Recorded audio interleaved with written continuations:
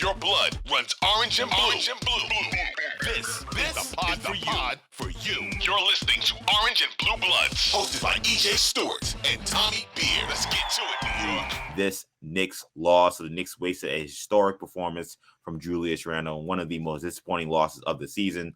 T-Wolves edged the Knicks 140-134. The Knicks got a career-high 57 points from Julius Randle, but it was not enough to overcome a blistering offensive performance from the Timberwolves. T-Wolves shot 61% from the field for this game, 58% from three. They started this game. I think they made the first 10 or 11 shots to start this game. So the Knicks from the beginning did not have the right defensive mentality. Taurean Prince for the T-Wolves, 35 points, leading them in scoring in this one. He made his first 8 threes in a row. Hit some big ones on the stretch. Mike Conley had 24 and 11 in this game. Jalen Brunson countered that the performance from Conley. He had 23 and 10, but was highly critical of his defensive performance. You mentioned, Tommy, what he said. Now I'll play for you right here. Here's Jalen Brunson on the defense from that game. It's frustrating. Got to give them credit, and they didn't miss, but we didn't make a miss. And offense wasn't our problem today. Defensively, I was terrible. I got to be better. And, yeah, it starts with me. I just got to be better on defense. So Jalen Brunson taking the onus there for the Knicks' poor defensive performance. He was not the only one who played poor defense in this game. They did get Emmanuel quickly, 15 points from him off the bench, but it was not enough. The Knicks got down 17 points in this game. They had looked like they had taken back control in the fourth quarter. They were up 5 points on the Jalen Brunson bucket with 4:41 left to go, and the defense let them down again. Conley made a big bucket. Conley gets fouled shooting a 3. McDaniels hits a 3. Prince hits a 3, and all of a sudden you're down 4, and you look it up and you're saying, wow, the Knicks are going to let this one slip away. So a really tough loss for the Knicks here. Tommy, what happened to the Knicks defense in this one? Yeah, it's something I think we talked about heading into the pod on heading into the game on Monday's podcast, Monday afternoon when we kind of previewed it. You're riding a 3-game win streak, just came off of a really important win against the Nuggets, and you're playing a Timberwolves team that is without its top guns. There's kind of a natural human element there that just kind of let your guard down a little bit. And we talked about that's something that the Knicks would have to guard against, because even though the Timberwolves are shorthanded, they're essentially playing playoff games from here on out, as are all the teams in the incredibly tightly bunched West.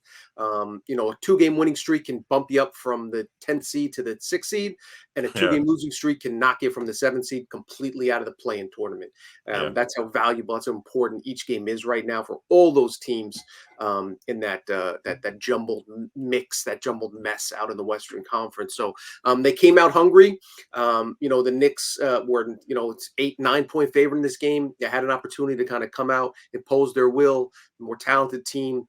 They just didn't get after it defensively. They did, again, you want to say, the Wolves shot lights out, and they did, and they made some tough shots. And you have to give them credit for doing so. But as Brunson talked about, you have to chase guys off the 3-point line. Taurean Prince, 8 for 8 from 3-point land. He was 9. The record for most made threes in a game in NBA history without a miss is 9. It's Terrell Sprewell and Ben Gordon. Taurean Prince came into this game with a season high of 17 points, goes for 35. Obviously, again, you got to chase him off the line. And then it was just the little things.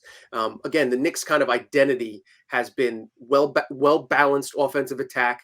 They didn't have that on Monday. Part of it was because, and Randle took 29 shots, but I'm certainly not going to fault him. He was on fire, playing incredibly well. To score 57 points on only 29 field goal attempts is incredible.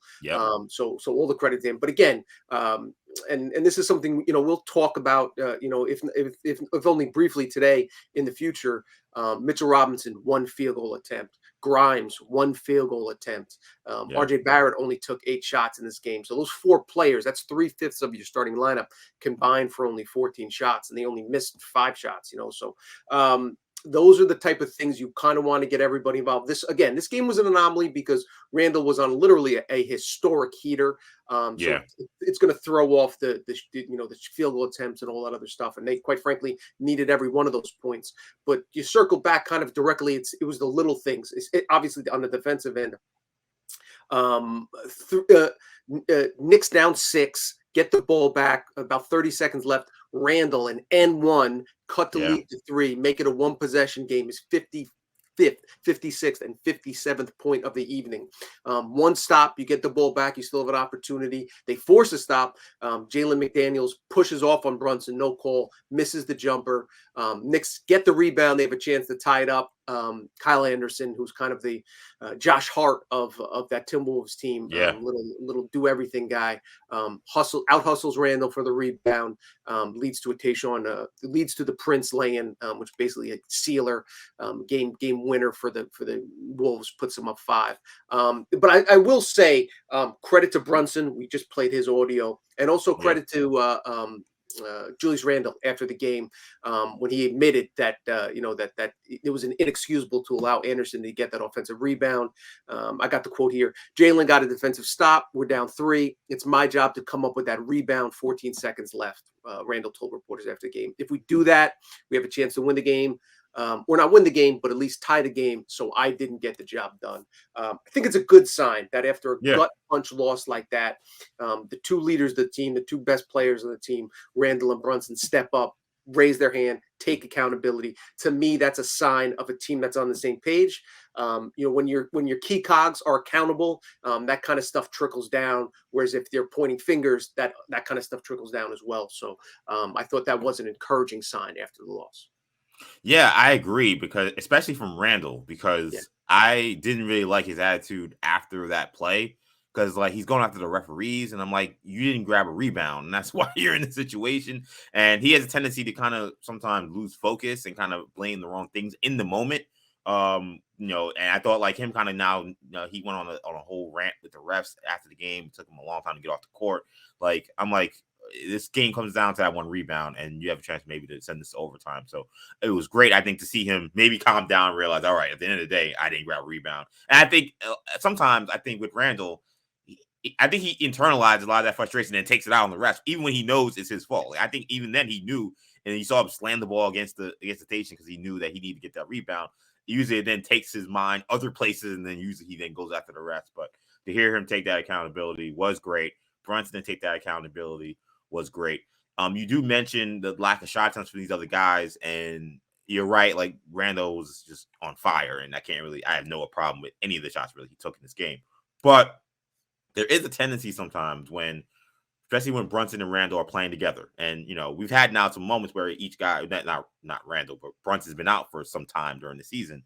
When that happens, there are these games where it seems like some of these other guys aren't able to really get involved as much. We've seen obviously the games of Mitchell Robinson. We've seen RJ Barrett at times kind of struggle in like kind of figuring out what that spot is for him in his third option on this team. It's a delicate game because those guys are so offensively gifted. It's like, how do you say to take less shots away from those guys? But I do think those guys need to be cognizant of keeping those other players involved. And I also want to say, for this game, in terms of the defense, this is why this is a first quarter lead. I know you'll say, well, the Knicks were able to take the lead in the fourth quarter. Yeah, but the T-Wolves got off to that hot start, and they stayed hot because the Knicks just didn't guard them in the first quarter. Like, when you come into a game, and there are too many great shooters in this league now, and you can't, like Jordan Brunson said, just like beg them to miss or just hope that they miss. You need to actually get stops. So when these guys get in such a great rhythm, like Prince was able to do, like Conley was able to do, like they say, playing in college, like these kids are on scholarship too. Like, these are the NBA players as well.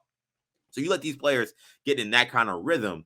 Now, when the game is tight, or you're trying to make a comeback, and now you're trying to force these guys to miss. Well, now these guys are in a great rhythm because you've been letting them just get off for the first quarter and a half.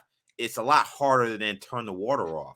Some teams can do it. Sometimes you'll get fortunate and you'll be able to get those stops, but this was a night where the Knicks weren't able to, and that's why, in many ways, I feel like they lost this game in the first quarter. They did have a chance to win in the fourth, but them not being able to do anything in that first half and in that first quarter allowed Minnesota to just get in a great rhythm, and they played with a lot of confidence for the entire game. Yeah, when you give a team confidence like that, it's tough to take it away from them. When Prince sees his first 2 or 3 go in, He's not going to hit 8 for 8 every night, but obviously that's going to boost his confidence. Same thing with Connolly. You let him get into the lane. Brunson took accountability for that.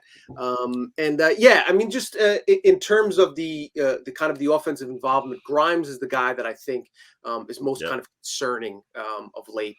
He's played less than 21 minutes each of his last 3 games. Over the New York's last 4 games, he's averaging less than 4 field goal attempts a night, despite shooting 50% from downtown. He's 8 of 16 over that 4-game stretch, but has less than total 20 total shot attempts. Grimes is too talented to be ignored offensively for long stretches. Again, last night, I'm not going to get too overly concerned about it, but still, just 1 field goal attempt is not going to cut it.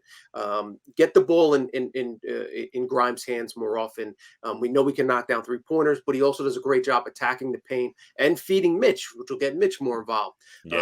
I thought that Mitch might get, the team might look to involve Mitch Robinson a little bit more after his belly aching early this week, just to say, hey, we appreciate you, big guy. He had just 1 field goal attempt last night. Barrett, he's going to get his. He only had 8 last night, so I'm not so much worried about that. But it's those 2 guys. I think again, the Knicks are just better when they're more balanced. I was looking at the numbers this morning. This was the 4th game Randle's attempted more than 26 field goal attempts. The Knicks are just 1 and 3 in those 4 games. He's 20 games. He's attempted more than 21 field goal attempts. The Knicks are 10 and 10 in those games, so not bad. But this is a team that's 10 games over 500, so they obviously the winning percentage is lower. Right. When Randle starts to get up there. And, the same can be said for most other, for Barrett and Brunson. Again, when they find that again, it's a delicate balance. And when a guy has it going like Randle did, I'm not going to knock him for taking shots. I'm not going to knock the team for feeding him. But that's the exception, obviously. When a guy scores 57 points, 11 points higher than Randle had ever scored at any point in his career. So just going forward, I think the team wants to be cognizant of. I think if I was Tibbs, one of the things I prioritize over these last 9 games on the schedule, let's keep Grimes involved. Let's make sure that we find, because you're going to need him in a playoff game. He should be playing more than 20 minutes. He's probably going to play 30 minutes because of everything he brings to the table defensively. Depending on matchup. If they're playing the Cavs, then those minutes are going to skyrocket because he's going to be the guy guarding. You want to get him comfortable in a situation where he's still a part of the offense, and so I definitely keep an eye on as we kind of come down the stretch here. And Julius Randle, as you mentioned, that dominant performance he had, 57 points. That performance now puts him up there among some of the highest point totals at Madison Square Garden ever. You're talking about Michael Jordan. You're talking about LeBron. You're talking about Carmelo Anthony. You're talking about, of course, the great Bernard King, Stephen Curry. So he was asked about what it meant, especially for those Knicks players that put up those big numbers, what it meant to kind of be in the same list as them now with that performance, and if he can try to have more of these performances for his career. Here was Julius Randle on that. God willing, hopefully, those are the legends in this game and pioneers who specifically for this organization, laid the groundwork and, led the way for players like myself to come behind them and be able to play the game I love and, be able to go out and put on, that Knicks jersey with pride. So, hopefully, but, I just want to win. Love the last part there. Like, all that stuff is great. I understand what it means. I just want to win, though. And I think that, as you mentioned, really, as bad as this loss was, and I would argue maybe it's the worst loss of the season, given the way the Timberwolves were coming into this game, not playing well, guys injured, and then Randle scoring 57, you lose. I think they're the only team in this season in the NBA that had a guy score 50 and lose this season. So, terrible loss. But I really did love what I heard from Brunson and Randle in this post game. And it just tells me, hearing him talk about wearing the New York Knicks jersey with pride, it just tells you once again, how what can change in just a year. Like last season, he's dumbing down the fans and everybody wanted him out of here. And here he's talking about how important it is to put on that Knicks jersey with pride and to and honor those legends who played before him. So love what I heard from Randle there. Hopefully he will have more games like that in the future, and hopefully it'll be Knick wins. Yeah, definitely. I know older players appreciate it when the younger guys, show deference and appreciation. and humbleness and talk about the groundwork that's laid, because it's important, essential part of the history. And the reason why these guys make so much money is partly because of as Randall mentioned, the groundwork of guys that came before him. So yeah, I think it's just him taking accountability for the major mistake on a night he scored 57 points. He wasn't crowing about scoring 57 points. He was talking about the one, a defensive mistake and not boxing out and grabbing the rebound away from Anderson.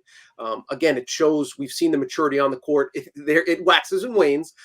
He does get too involved with the referees on a nightly basis. He does, let his emotions boil to the surface too frequently. But again, that's kind of the flip side of the coin. One of the reasons why he's able to score 57 points is because he's, and again, credit to him for working maniacally in the off seasons to build his body up to the point where in the 72nd game of the season, he hasn't sat a game out. He leads the league in minutes and is still able to. I've seen more explosive dunks. We saw that dunk in the second quarter. I think I've seen more explosive dunks from Randle this season than in his career. You're just playing it with just this explosion and pop that he still has in his legs this far into the season, knowing the wear and tear and the grind that he's been through over the past 4 months. Deserves a ton of credit for coming into the season, phenomenal shape, maintaining that really has been remarkable. So he definitely deserves his flowers on that end. And so not only on the court production, but just, the way he handled those final few seconds wasn't good. He got a technical, inexcusable. But then, take a deep breath, go back in the locker room, didn't blame his teammates, came out, said the right thing. So it's a growth, maturity process. Again, we've talked about it before. These guys are still relatively young men finding themselves, maturing, and credit to Randle for doing so over the last year. And credit to Randle as well for this performance, because I actually felt in the last maybe 2 weeks or so, like I feel like since that Laker game, the Knicks been winning, so it hasn't been an issue. But he hasn't necessarily played that great. Like he hasn't really had a big game. He's had 20 and 10, 23 here, but like he had before that been on just an absolute scorcher for a little while, and it seemed like his numbers started to kind of plateau a little bit.